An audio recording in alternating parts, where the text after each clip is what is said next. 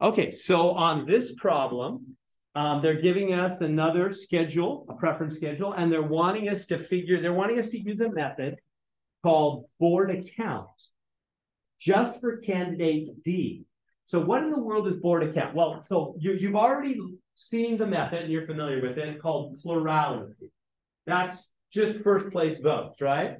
So the method of plurality is just who gets the most first place votes. So that's the way we elect president and other things here in America.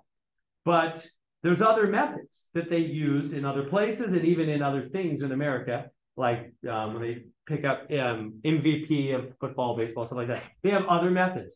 One of the most popular, is called board account. It's another way of determining the will of the people. And it takes into consideration more than just first choice. Here's what it does. Some of you probably thought of it before. It just says, look, let's just give points to everything and just add up everybody's points. Like if you get a first place vote, you should get the most points. And if you get second place, you get a little bit less, third place less. Notice as an attempt to figure out the will of the people, let's just assign points to everything and count them all up, called board account. Here's what we do in particular. So notice these 10 people right here.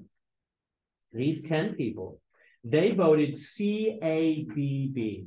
Their favorite candidate is C. That's their first choice, followed by A, then D, then B. So if we were to give them points, who should get just for this right here, nothing else yet, who should get the lowest amount of points? B, because B is their least favorite, right? So here's what we do, is we come in there and we say exactly that. We say we'll give 1 point if you get last place. We'll just give you 1 point. Could have been 0, I guess, but we say we'll just give you 1 point. This assigns 1 point to last place. We'll say you get 1 point. Whereas if you get a little bit higher, you get 2 points. If you get even higher, you get 3. And if you're first choice of somebody, you get 4 points for each of the first place votes you get. So in other words, they want us to do candidate D, just candidate D. Where did D come in? Well, right there. Just for the first column. We'll get to the others in a minute. But just for the first column, these 10 people said, we're going to put D down there as our third favorite candidate. Which means D's going to get how many points for each of those votes? Well, 2 points, right? Because it's second from the bottom, right? So D gets 2 points, but 10 people voted for D in that spot. So those 10 people each give D 2 points. Is that making sense? So that's going to be 10 times 2. 20, in other words, you can use your calculator. And then in the next column, these 9 people, where did they put D? Very bottom. So how many points does D get for each of those 9 votes? Only 1 point. 9 times 1. That makes sense. If you're last place, if you're the last place, you only get 1 point for those votes. If you're, and as you go up the line, you get more and more points because you're more and more favored. So this will be 9 times 1. And then we're going to add all these up. Sorry about that. Yeah. Okay, next column. It'll make sense as we go. Next column. These 2 people put D in that second slot. So how many points does D get for those votes? 3, huh? For each of those 2 votes. 3 times 2. Or 2 times 3, either way you want to say it. 2 times 3. Is this making sense? So in other words, you find out, you remember how many people voted that way, right? The column tells you how many people voted that way. And then the number of points they get starts at the bottom with 1 point and then just goes up 2, 3, 4. So in this third column here, right here, D got 3 points for each of those 2 votes. So 3 times 2 or 2 times 3, either way. And then for the next one, these 8 people, D was their favorite. So those 8 people each put D first. So how many points does D get for each of those first place votes? 4, right? Because that's right at the top, right? That's 4 points for each of those 8 votes. 4 times 8. Kind of learning how to read here. 4 times 8. Just making some sense here.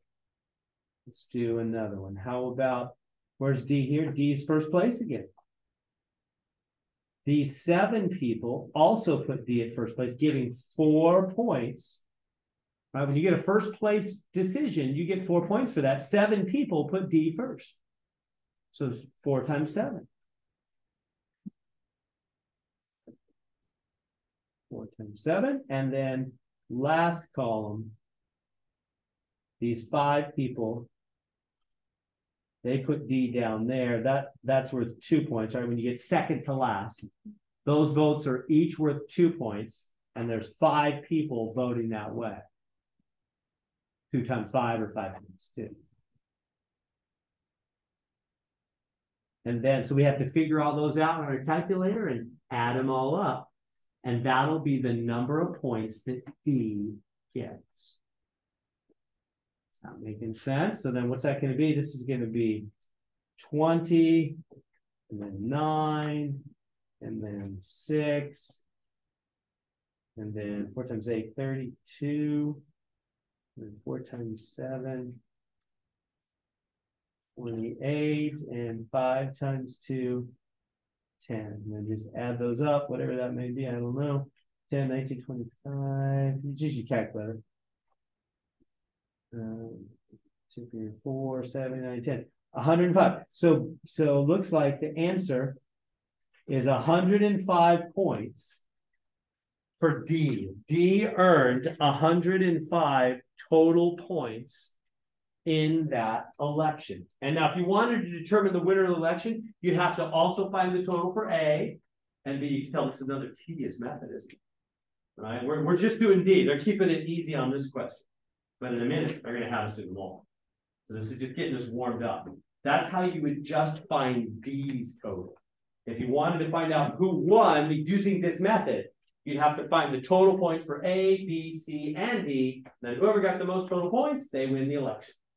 So this is a second way. This is different than just looking at first place, isn't it? Now this is different. This is counting all the different votes you get, even when you're the second or third or fourth favorite. Just getting less points for each of those. So again, recapping one more time, how do we do this?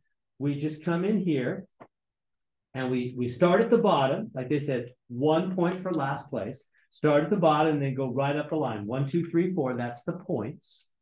And then we just find where D is and how many people voted that way. 10 people gave D 2 points, 10 times 2. The next 9 people gave D 1 point, 9 times 1. And 2 people gave D 3 points, 2 times 3, etc. And then just add all those up. So it's pretty tedious. Need a calculator for sure. There we go.